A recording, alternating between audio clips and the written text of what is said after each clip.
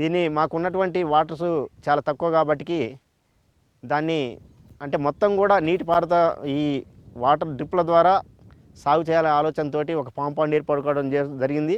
ఆ పామ్ పాండ్లో అది సుమారుగా 1,50,000 లీటర్ల నీటి సామర్థ్యం కలిగినటువంటిది. అంటే 20 మీటర్ల పొడవు, 20 మీటర్ల వెడల్పు, సుమారుగా ఒక 6 మీటర్ల లోతు కలిగినటువంటి పామ్ పాండ్ నిర్మించుకోవడం జరిగింది. అది గత 4 సంవత్సరాల క్రితమే తీసుకోవడం జరిగిందండి. ఇవన్నీ అక్కడక్కడ చూసినప్పుడు మనకు కనిపించినటువంటి కొంతమంది ఆదర్శ రైతుల యొక్క వ్యవసాయ క్షేత్రాలు చూసిన తర్వాత నేను దాన్ని చేసుకోవడం జరిగిందండి.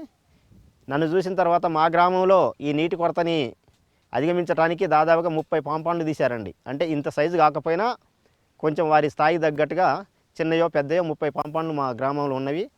అందరూ కూడా దాన్ని ఇంకొక విధంగా మలుచుకుంటూ ఆదాయ వనరుగా చేపల పెంపకం కూడా చేపట్టడం జరుగుతుంది ఈ పామ్ పాండ్లలో. అది ఏదో కొంత రైతుకి ఒక కొంత ఆదాయాన్ని ఇస్తుందనే ఆలోచనతోటి చేప పిల్లలు తీసుకొచ్చి మాకు పాలే రీసెర్చ్ సెంటర్ దగ్గరలో ఉంది.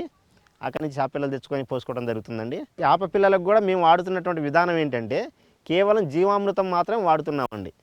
ఎప్పుడన్నా ఒకసారి తవుడు చెక్క వేస్తాం తప్ప ఎక్కువ శాతం జీవామృతం వాడుతుంటాం. దానివల్ల చేప మనం పట్టే వరకు కూడా ఎన్ని చేపలు అయితే అందులో వదులుతామో పిల్లలు, మనం పట్టినాడు కూడా మళ్ళీ అదే సంఖ్య ఉంటుంది.